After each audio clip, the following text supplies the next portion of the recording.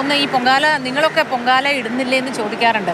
നമുക്ക് പൊങ്കാല ഇടാനുള്ള സാഹചര്യങ്ങൾ ഒത്തു വരാറില്ല ഈ ജോലിയുടെ ഭാഗമായി തന്നെ. പക്ഷേ ഈ അമ്പലത്തിന് മുന്നിൽ ഈ തിരുനടയിൽ വന്ന് നിന്ന് ഈ വിശേഷങ്ങളൊക്കെ സ്വീകരണ മുറിയിലെ നിങ്ങളുടെ ടി വിയിലേക്ക് ഞങ്ങളങ്ങനെ പകർന്നു തരുമ്പോൾ ഞങ്ങൾക്കും വല്ലാത്ത ആത്മനിർവൃതിയാണ്. നിങ്ങളെയൊക്കെ കണ്ട് ഈ കാര്യങ്ങൾ പറഞ്ഞു തരുന്നതിൻ്റെ സന്തോഷവും ചെറുതല്ല.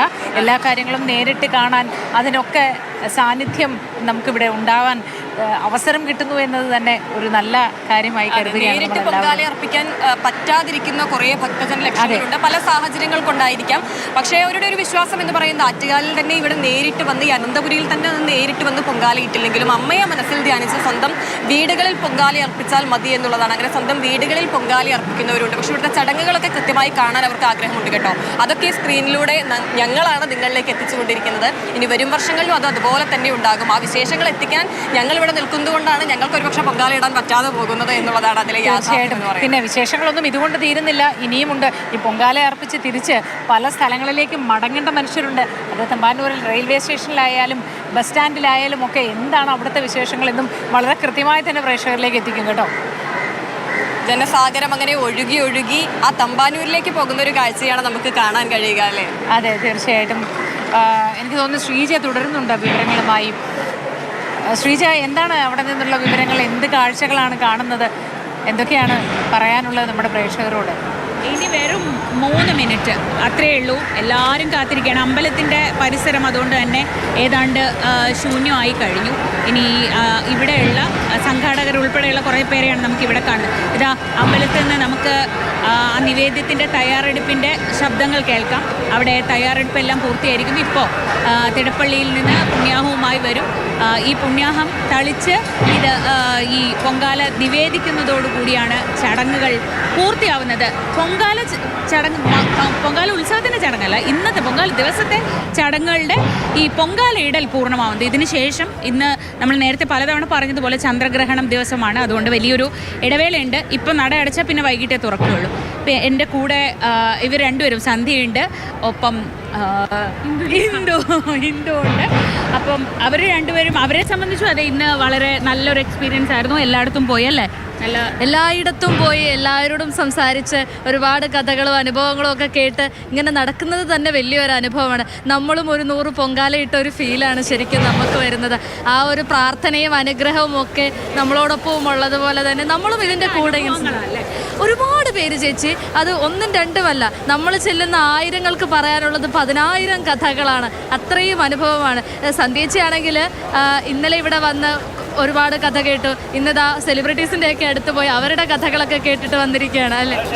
തീർച്ചയായും. സെലിബ്രിറ്റീസ് എന്ന് പറയുമ്പോൾ നമ്മളെപ്പോഴും പറയുന്നതാണ്, ആറ്റുകാൽ പൊങ്കാല എന്ന് പറയുമ്പോൾ ചിപ്പി ഇല്ലാതെ ഒരു പൊങ്കാല ഇല്ലാതെ പറയും. ഇപ്പോൾ ചിപ്പിയെക്കുറിച്ചും നമ്മൾ ചിപ്പിക്ക് പറയാനുള്ളതും ഒക്കെ നമ്മൾ കേട്ടതാണ്.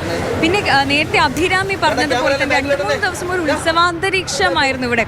അതുപോലെ തിരുവനന്തപുരം എന്ത് ഭംഗിയായിരുന്നു അല്ലേ? ഈ ക്ഷേത്രത്തിലേക്ക് വരുന്ന വഴിയിലൊക്കെ ഓരോ കച്ചവടങ്ങൾ, മാല വള ഒക്കെ വിൽക്കുന്ന ആൾക്കാർ, പലഹാരങ്ങൾ വിൽക്കുന്നവർ, കളിക്കോപ്പുകളൊക്കെ ആയിട്ട് ഇങ്ങനെ നിറഞ്ഞിരിക്കുന്നതിന് വളരെ മനോഹരമായിരുന്നു. ഓരോ വഴികളും ക്ഷേത്രാങ്കണമായി മാറിയുന്നതാണ്. അതെ, ഉറപ്പായിട്ടും പൊങ്കാല എന്ന് പറയുമ്പോൾ പൊങ്കാലയുടെ വളരെ പേഴ്സണലായ മെമ്മറീസ് ഉണ്ടാവും. അങ്ങനെ എന്താ പെട്ടെന്ന് ഓർമ്മ വരുന്നത്? ഇപ്പം നമുക്ക് പൊങ്കാല നിവേദിക്കേണ്ട സമയമാണ്, നിവേദ്യത്തിൻ്റെ സമയമായി ശരിക്കും ഈ അനുഭവത്തിൻ്റെ സമയം. അതെ, പൊങ്കാല നിവേദ്യത്തിൻ്റെ സമയമാണ്. നിവേദ്യം നടക്കുകയാണ്. ആ ചടങ്ങിന് വേണ്ടി ക്ഷേത്രം ട്രസ്റ്റ് ഭാരവാഹികളും മറ്റും അവിടെ എത്തിയിട്ടുണ്ട്. കൃത്യം 2:15 തന്നെ പൊങ്കാല നിവേദ്യം സമർപ്പിക്കും ദേവിക്ക് എന്ന് പറഞ്ഞിരുന്നു. ആ ദേവിക്ക് പൊങ്കാല നിവേദ്യം 14 സമയമാണ്.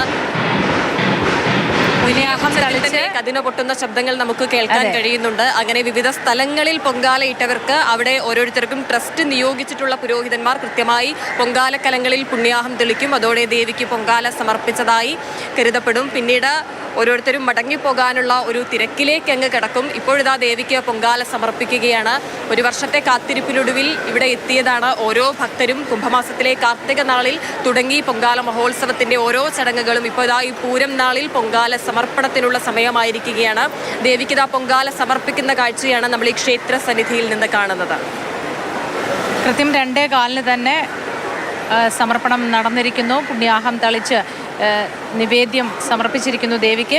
തുടർന്ന് ഇതേ സമയം തന്നെയാണ് മറ്റെല്ലായിടങ്ങളിലും നിറഞ്ഞു തൂവിയ പൊങ്കാലക്കലങ്ങളിൽ പുണ്യാഹം തളിച്ചുകൊണ്ട് നിവേദ്യം സമർപ്പിക്കുന്നത്. നിവേദ്യ സമർപ്പണത്തിന് ശേഷമായിരിക്കും ഈ ഭക്തജനങ്ങളൊക്കെ മടങ്ങിപ്പോവുക. എല്ലാ സംവിധാനങ്ങളും ഏർപ്പാടാക്കിയിട്ടുണ്ട്. എല്ലാ സ്ഥലങ്ങളിലും ഒരുപോലെ തന്നെ ഇത് ചെയ്യാൻ പതിവ് കാഴ്ച വേറെയുമുണ്ട്. വിമാനത്തിൽ പുഷ്പവൃഷ്ടി അതും ഒരു പതിവാണ് സാധാരണ പൊങ്കാല ദിവസം. അതിഗംഭീരമായ കാഴ്ച തന്നെയാണ്. ക്ഷേത്ര സന്നിധിയിലേക്ക് ആ പുഷ്പവൃഷ്ടി ഭക്തജന ലക്ഷങ്ങൾ തൊഴുകയ്യോടെ അമ്മേ ശരണം ദേവി ശരണം എന്നങ്ങനെ വിളിച്ചുകൊണ്ടിരിക്കുന്ന സമയത്ത് ആ പുഷ്പവൃഷ്ടിയുമായി വിമാനം ഇതുവഴി കടന്നുപോകും.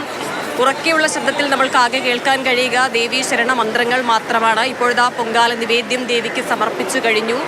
ഓരോ പ്രദേശങ്ങളിലും ട്രസ്റ്റ് പ്രത്യേകം നിയോഗിച്ചിട്ടുള്ള പുരോഹിതന്മാർ പൊങ്കാല കലങ്ങളിലേക്ക് പുണ്യാഹം തെളിച്ച് പൊങ്കാല നിവേദ്യം ദേവിക്ക് സമർപ്പിച്ചു കഴിഞ്ഞു. ആത്മസമർപ്പണത്തോടെ പൊങ്കാല മഹോത്സവം തുടരുന്നുവെങ്കിലും പൊങ്കാല ദിനം ഇന്ന് ഏറെ പ്രതീക്ഷകളോടെ കാത്തിരുന്ന ഈ ദിനത്തിൽ പൊങ്കാല സമർപ്പണം ഇതാ കഴിഞ്ഞിരിക്കുന്നു. പുണ്യാഹം തളിച്ച് ദേവിക്ക് സമർപ്പിച്ചിരിക്കുകയാണ്. നിവേദ്യം നടന്നിരിക്കുന്നു.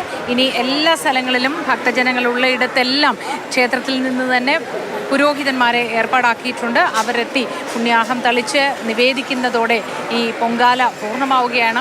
അമ്മയ്ക്ക് പൊങ്കാല സമർപ്പിച്ചതായി കണക്കാക്കപ്പെടുകയാണ്. അതിന് ശേഷമായിരിക്കും എല്ലാവരും മടങ്ങിപ്പോവുക. ഇതിനു വേണ്ടിയുള്ള കാത്തിരിപ്പായിരുന്നു 2:15. ഇന്ന് വളരെ നേരത്തെയാണ് ഈ ഇത്. കാരണം 3:10 ഇന്ന് ചന്ദ്രഗ്രഹണം, പൂർണ്ണ ചന്ദ്രഗ്രഹണമായതുകൊണ്ട് 3:10 ക്ഷേത്രം നടയടയ്ക്കും. അതിനുശേഷം പിന്നീട് 7 മണിക്കായിരിക്കും ക്ഷേത്രം തുറക്കുക.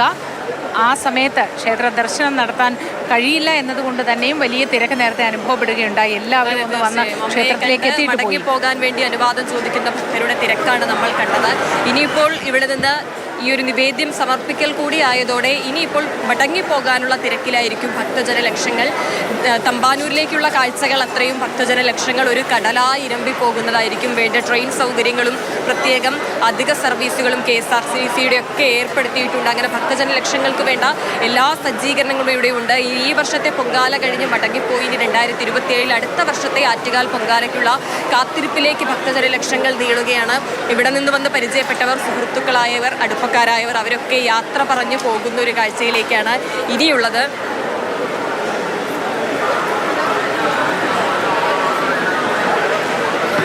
ഇനി തമ്പാനൂരിൽ രഞ്ജുഷയുണ്ട്.